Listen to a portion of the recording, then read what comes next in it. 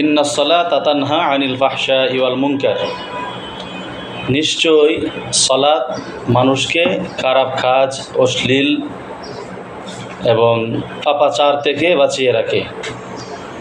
আউয়ালু মা ইউহাসাবু বিহিল আবদু ইয়াউমাল কিয়ামাতিস সালাহ, কিয়ামতের দিন সর্বপ্রথম বান্দার নামাজের হিসাবেই হবে।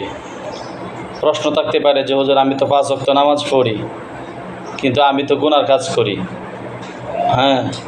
যত ধরনের গুনাহের কাজ আছে সকল কাজের সাথে জড়িত আছি, নামাজও পড়তেছি। তাহলে বুঝতে হবে আপনার নামাজ সহি শুদ্ধভাবে হচ্ছে না এবং ইখলাসের সাথে আপনি নামাজ পড়তেছেন না। কারণ যে নামাজ আপনাকে গুনাহের কাজ থেকে, অশ্লীল কাজ থেকে বাঁচিয়ে রাখতে পারে না, সেটা প্রকৃতপক্ষে সহি শুদ্ধ নামাজ নয়।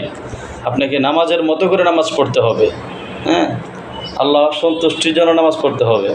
এবং নামাজ যে পড়বেন, নামাজ পড়ার জন্য অনেক নিয়মকানুন রয়েছে। নামাজের ফরজ রয়েছে, নামাজ ওয়াজিব রয়েছে, তারপরে সুন্নতে মুআক্কাদা রয়েছে, তারপর নামাজের ভঙ্গের কারণ আছে।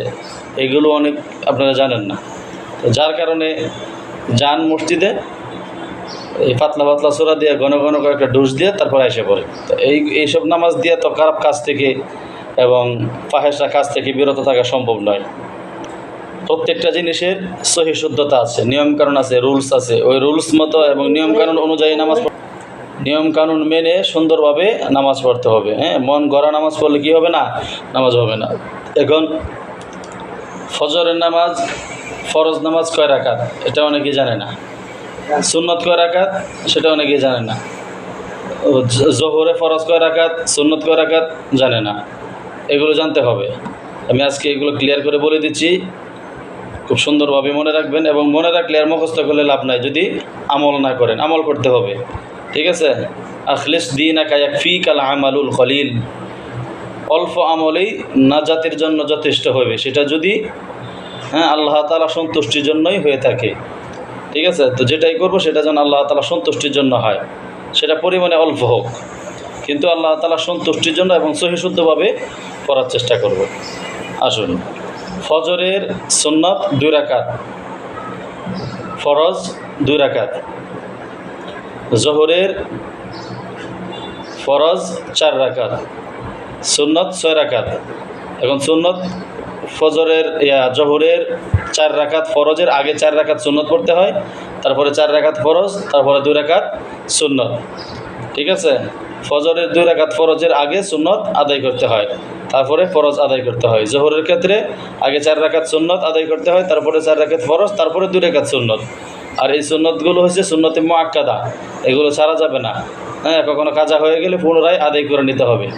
তারপরে হলো আসরের নামাজ, আসরের 4 রাকাত ফরজ, 4 রাকাতের পূর্বে 4 রাকাত সুন্নত রয়েছে, যেটা পড়লে সওয়াব আছে, না পড়লে গুনাহ নাই, বাকি বাধ্যকতা নাই আর কি, ঠিক আছে? তারপরে মাগরিবের 3 রাকাত ফরজ, মাগরিবের আগে কোনো সুন্নত নাই। মাগরিবের 3 রাকাত ফরজের পরে 2 রাকাত সুন্নত আছে। ইশারের 4 রাকাত ফরজ, ফরজের পূর্বে 4 রাকাত সুন্নত রয়েছে, যেটা পড়লে সওয়াব আছে, না পড়লে গুনাহ নাই, বাধ্যকতা নাই। কিন্তু ফরজ 4 রাকাত, ফরজের পরে 2 রাকাত সুন্নত, 3 রাকাত সলাতুল ভিতির। আর ভিতিরের নামাজ হচ্ছে ওয়াজিব। এখন আমরা নামাজ তো পড়ি, ঠিক আছে, কিন্তু কোনটা ওয়াজিব, কোনটা সুন্নত, কোনটা সুন্নতে মুআক্কাদা, কোনটা ফরজ, এগুলো আমরা জানি না। এগুলো জানার জন্য আমাদেরকে নামাজও পড়তে হবে, পাশাপাশি কোন নামাজটা পড়তেছি ওইটাও খেয়াল রাখতে হবে, ঠিক আছে?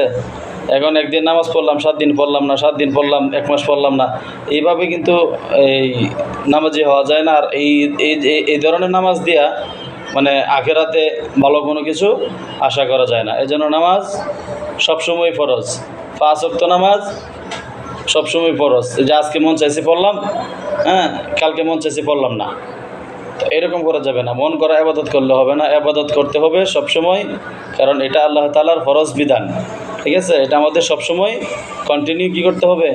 আমল করে যেতে হবে।